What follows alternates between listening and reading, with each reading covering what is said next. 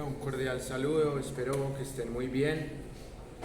Hoy tenemos la última clase de la primera unidad. Como les he dicho, vamos a hacer una comparación de dos interpretaciones muy diferentes de la Segunda Guerra Mundial. Por un lado, la interpretación occidental, es decir, la interpretación de la historiografía estadounidense, francesa, británica, y por el otro, lo que se ha llamado la interpretación soviética rusa. Y van a notar ustedes que hay semejanzas, pero igualmente hay muchas diferencias. Entonces, para abordar esta sesión, vamos a tratar de desarrollar 6 tesis. En la primera tesis vamos a hablar un poco de cómo se contrapone la mirada británica de la mirada soviética, y para eso les tengo este libro que lo escribió el señor Sir Winston Churchill, que es un compendio que se conoció como De guerra a guerra, y él acá habla de cómo se conectan las dos guerras mundiales desde una mirada claramente occidental. Entonces acá nos habla, por ejemplo, él que piensa de Hitler, que piensa de Mussolini, y acá pues, en esta fotografía que se puede apreciar en este libro de Nat Geo, pues precisamente aparece el señor Churchill con el señor Roosevelt y con el señor Stalin. El imperio británico, el imperio estadounidense y el imperio soviético. Aquí en esta foto hay 3 imperios, y acá vamos a empezar primero analizando lo que dice Churchill de Mussolini, de Hitler, de la Unión Soviética. Voy a leerles un párrafo que es bien interesante porque ahí Churchill habla de su interpretación sobre lo que se conoció como el pacto Ribbentrop-Molotov entre los nazis y los soviéticos antes de empezar la Segunda Guerra Mundial. El señor Churchill dice lo siguiente: al conocer el pacto soviético-alemán, el gobierno inglés adoptó medidas de precaución, se dieron órdenes para la defensa de los puntos estratégicos de la costa y se mandó concentrarse a las defensas antiaéreas a fin de proteger los puntos vulnerables. Miren, solamente en estos 3 renglones y medio se nota de una que es una visión pro-británica, porque habla del gobierno inglés, no habla del imperio británico. Esa es una característica que también encontramos en la interpretación rusa, que en la segunda parte ya no vamos a comparar libros, sino que vamos a comparar documentales. Y ahí ustedes notarán que en los documentales soviéticos también se refieren al gobierno de Stalin, nunca dicen la dictadura de Stalin o el imperio soviético. Entonces miren, esa es la primera gran diferencia, es una diferencia netamente lingüística y semántica, y es decir que el otro es un dictador, que el otro es un imperialista, pero que lo mío es un gobierno. Y remata el párrafo el señor Churchill diciendo lo siguiente: se mandaron telegramas a los gobiernos de los dominios y las colonias, advirtiéndoles tal vez una inminente necesidad de proclamar el estado de prevención. Bueno, mire que vuelve a utilizar el término de gobiernos, no utiliza el de imperios. El Lord del sello privado recibió autorización para poner a la organización regional en pie de guerra. El 23 de agosto se otorgó al almirantazgo el derecho de requisar 25 buques mercantes y convertirlos en cruceros auxiliares, así como equiparar con el ASDIC a 35 pesqueros armados Se llamaron a filas 6.000 reservistas para las guarniciones de ultramar. Se aprobó la protección antiaérea de las estaciones de radar y se dispuso un pleno desarrollo de la defensa pasiva. Llamáronse a filas 24.000 reservistas de aviación y toda la Fuerza Aérea Auxiliar, incluso las escuadrillas de globos.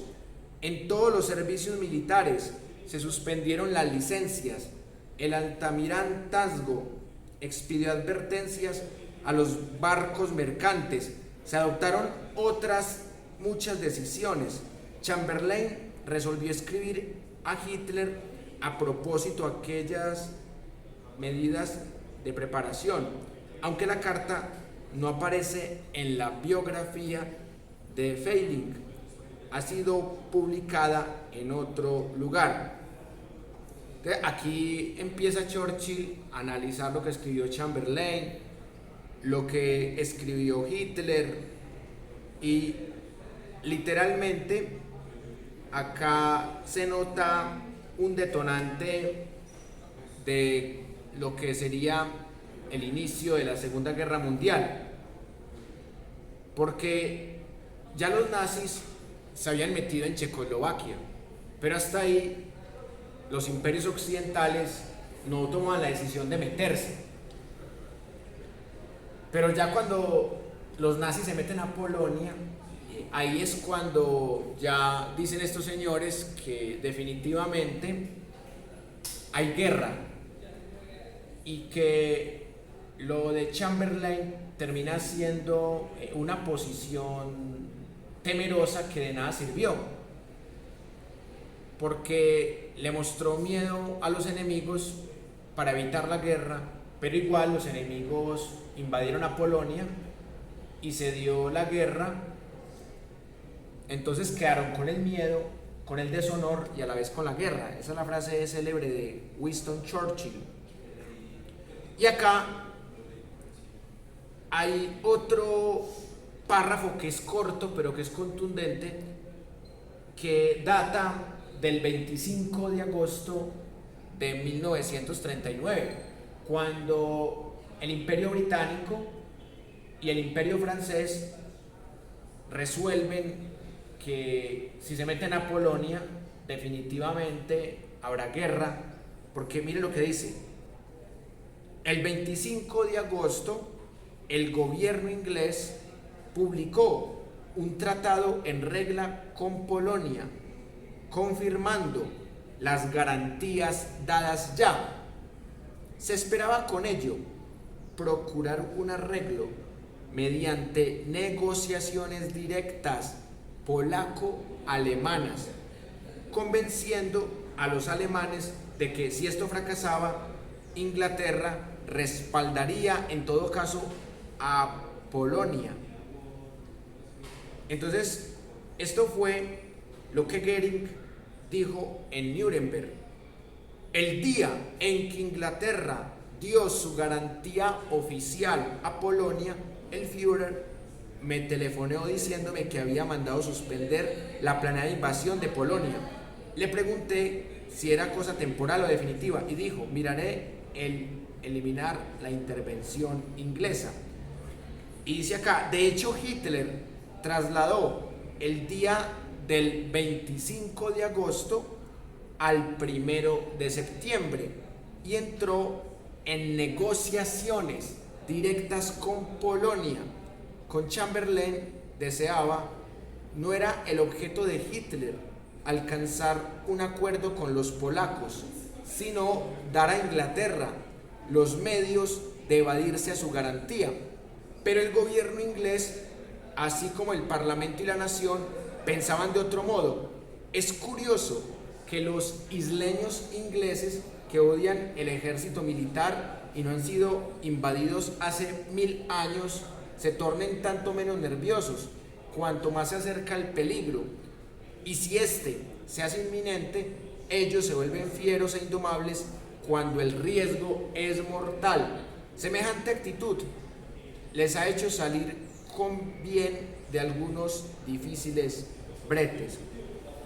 En este párrafo podemos notar también que sigue usando el término de gobierno para referirse a los ingleses. Y ahí pues, claramente se ve que está defendiendo esa visión imperialista.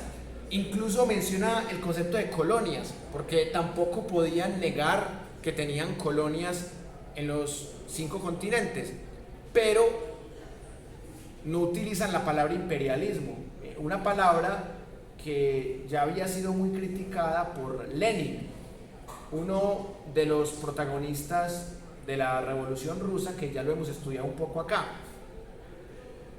En esta mirada occidentalista se veía con miedo a los nazis y a los soviéticos, que hasta esa fecha tenían un pacto de no agresión.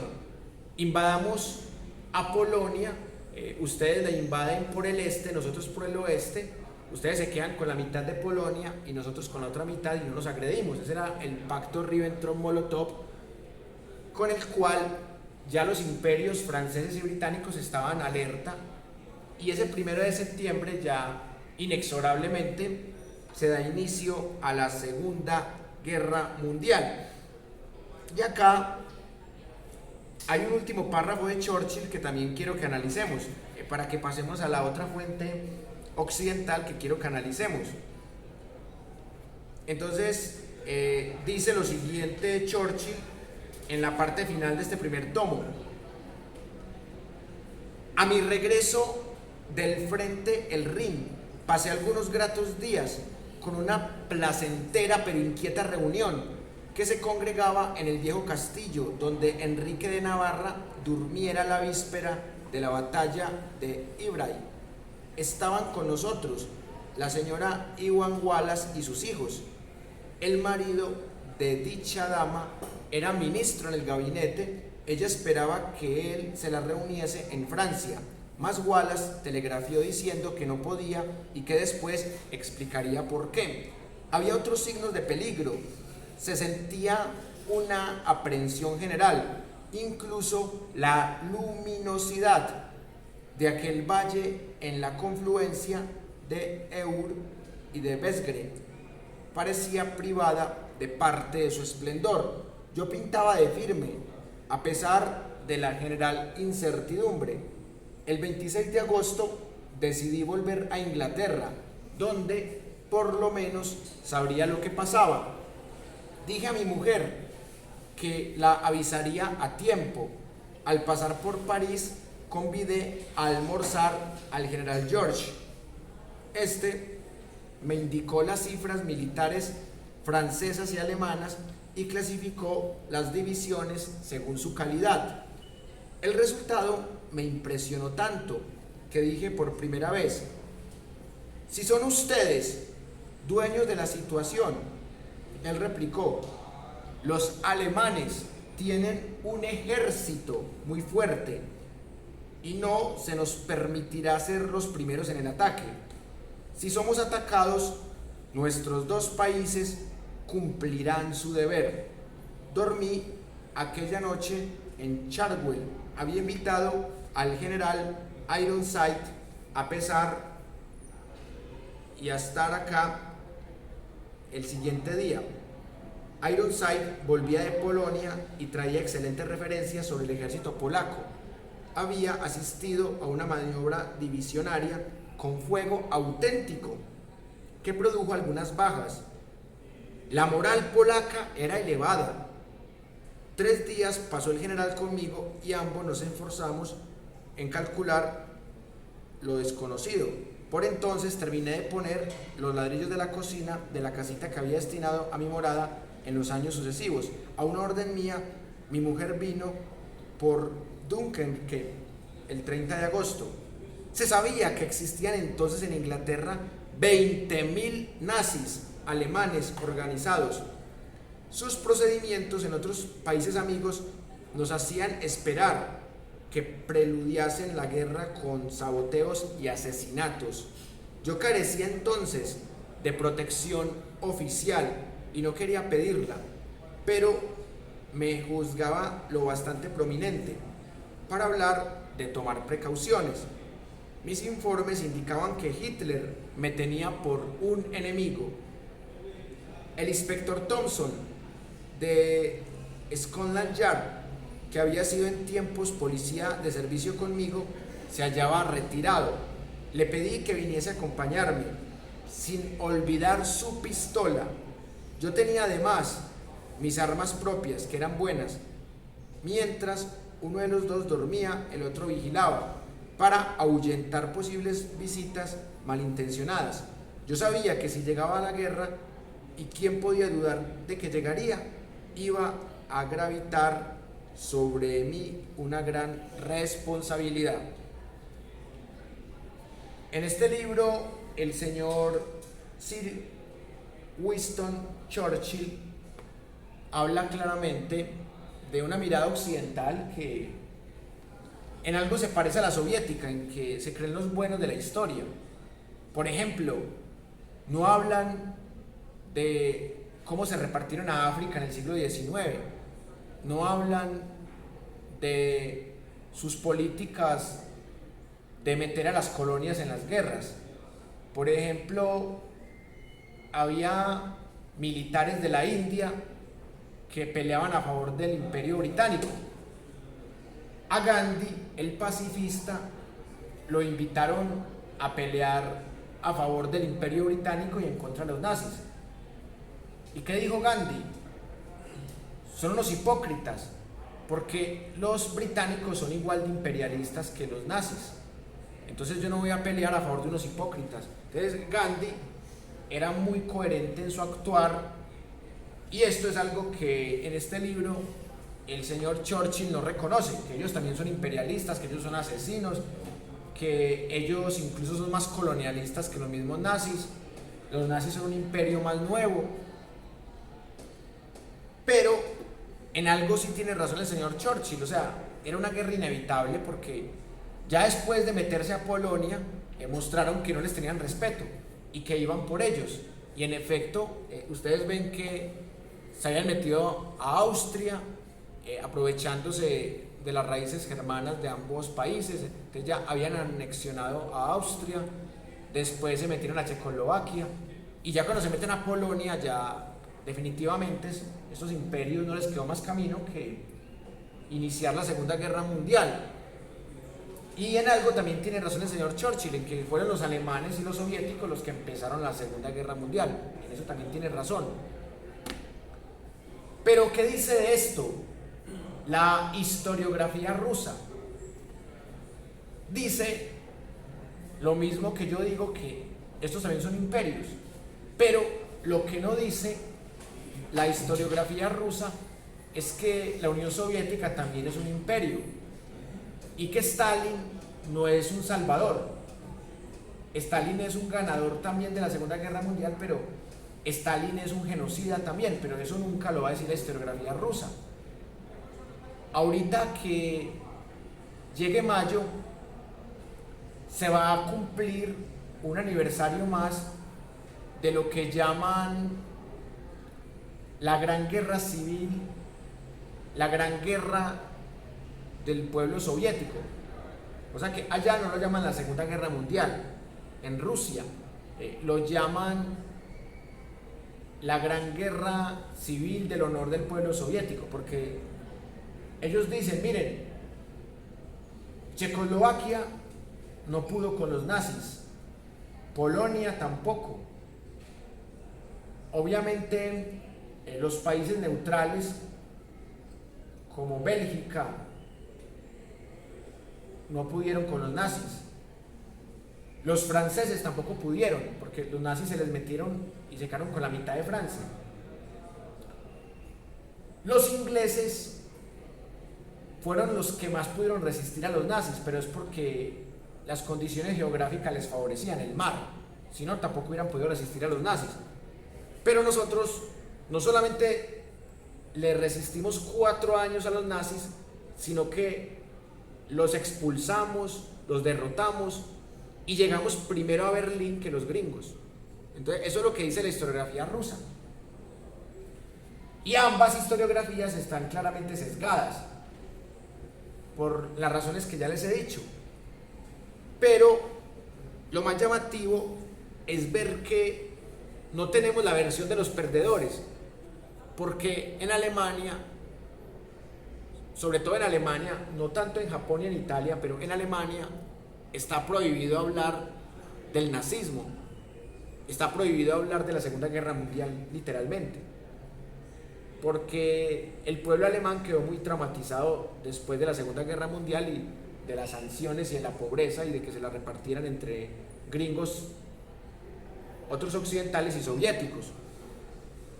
Entonces, al haber ese trauma y esa censura por palabras como Hitler, Segunda Guerra Mundial, entonces no existe una historiografía alemana que interprete esa versión de los perdedores.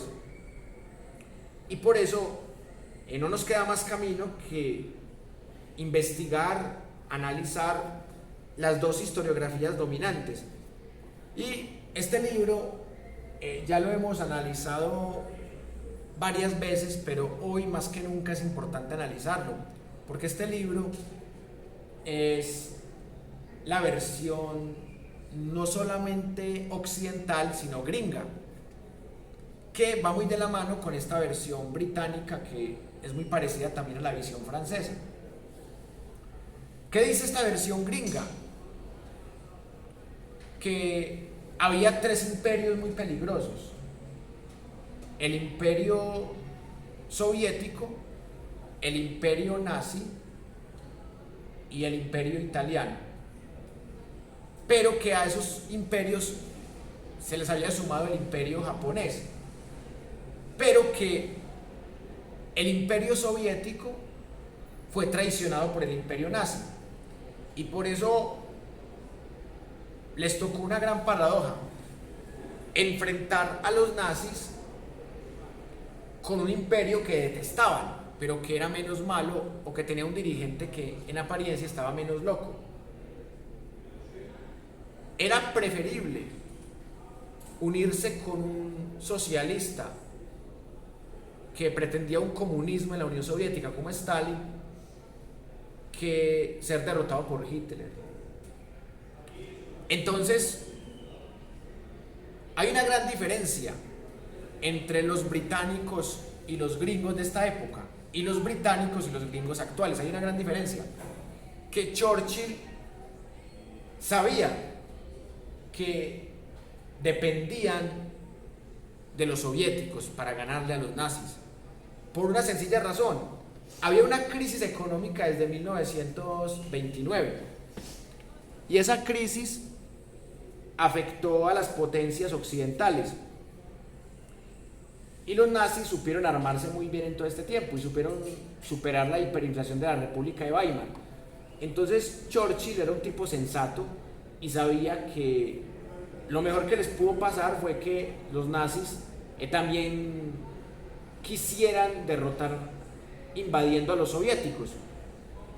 Y esa es para mí la gran razón de por qué los nazis quedan totalmente derrotados, porque justo se meten con los soviéticos y por esa misma época los gringos se meten a la guerra. Entonces se ganan dos enemigos gigantes de la nada: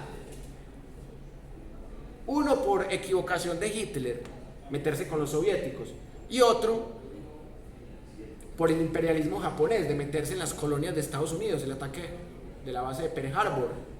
Entonces ahí es cuando ya los alemanes terminan vueltos nada, aparte de las condiciones geográficas y climáticas de la Unión Soviética, de Rusia por ejemplo. Entonces, o sea, se les juntaron muchas cosas.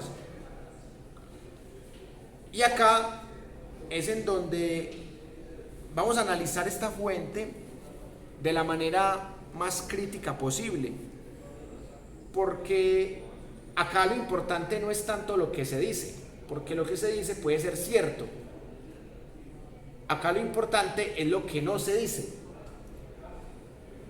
y lo que se dice de manera eufemística, de manera maquillada, para que la gente crea que somos los buenos y que los malos son los nazis, los japoneses, los italianos.